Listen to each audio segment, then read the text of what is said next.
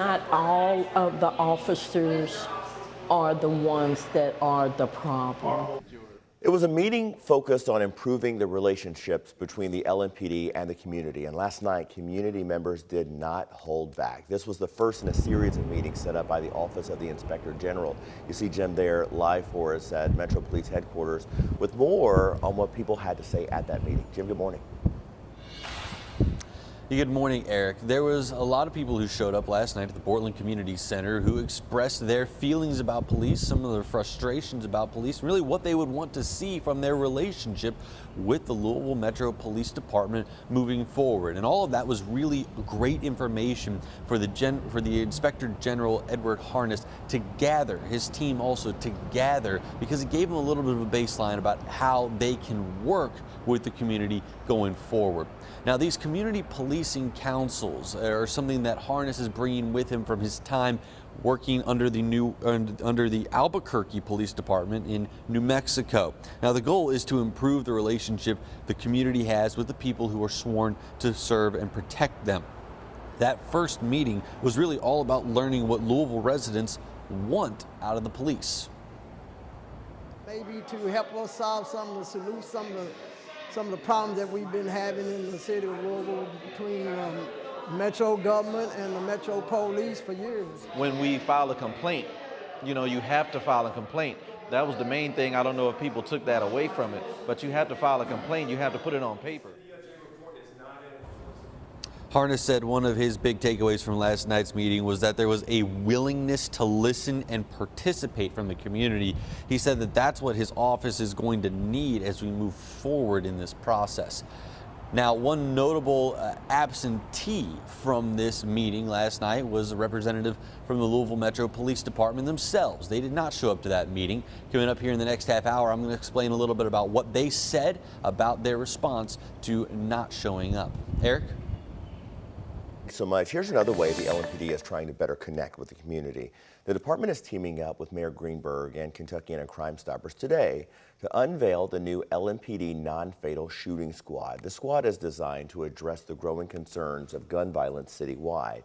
It's expected to work closely with all police divisions and specialized units. The goal is to better identify patterns, suspects, and ultimately reduce the number of non-fatal shootings in the metro.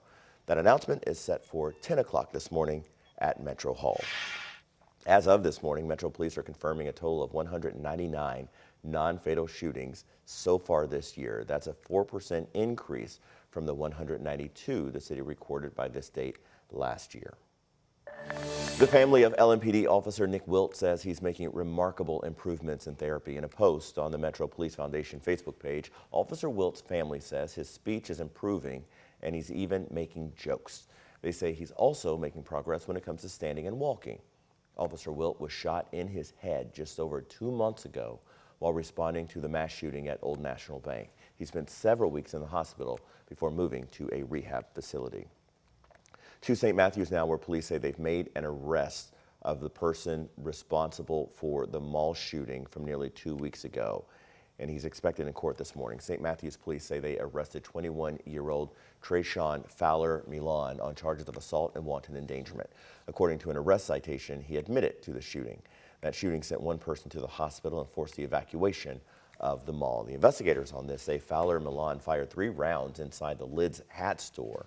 One of those rounds hit a man, another went into the floor. A third was fired toward the Dillard's entrance. Police Chief Barry Wilkerson calls this an isolated incident between people who knew each other.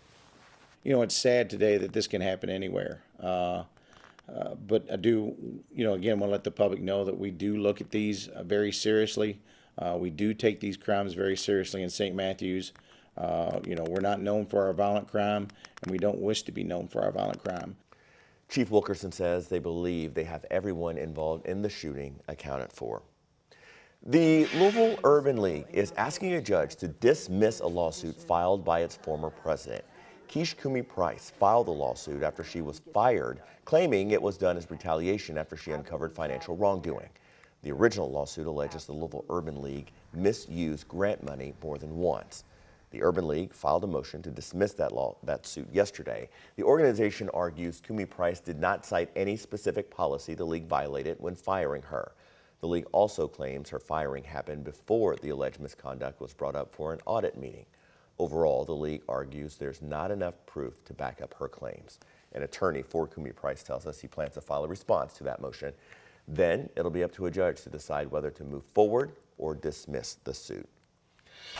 All right, now to the historic arraignment of former President Donald Trump, who's pleaded not guilty to 37 counts in the special counsel's classified document probe.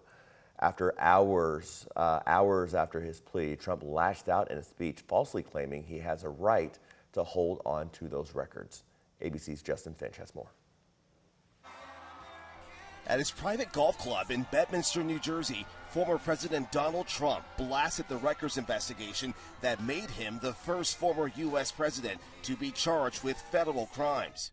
Threatening me with 400 years in prison for possessing my own presidential papers. We witnessed the most evil and heinous abuse of power in the history of our country. Very sad thing to watch. Trump again falsely asserting the Presidential Records Act gives him the right to keep classified documents and maintaining his innocence before an audience of more than 150 people, including major Republican donors. Trump's speech came hours after his arraignment in Miami federal court, where supporters and protesters gathered outside. Trump was largely silent during the hearing. His attorney entered a not guilty plea to 37 criminal counts, including conspiracy and obstruction. Sitting a row behind Trump, special counsel Jack Smith, who led the investigation accusing Trump of illegally retaining classified records at his Mar-a-Lago estate after leaving office, and alleging some were found in a bathroom, a ballroom, and a storage area.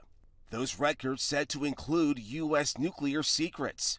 If convicted, Trump's charges carry a potential decades-long prison sentence. Experts say he could avoid that with appeals and a 2024 election win. Justin Finch, ABC News, Bedminster, New Jersey. The judge also directed Trump to not discuss the case with witnesses, which likely includes his aide, Walt Nauta. He's also facing criminal charges in the records probe, including conspiracy to obstruct justice.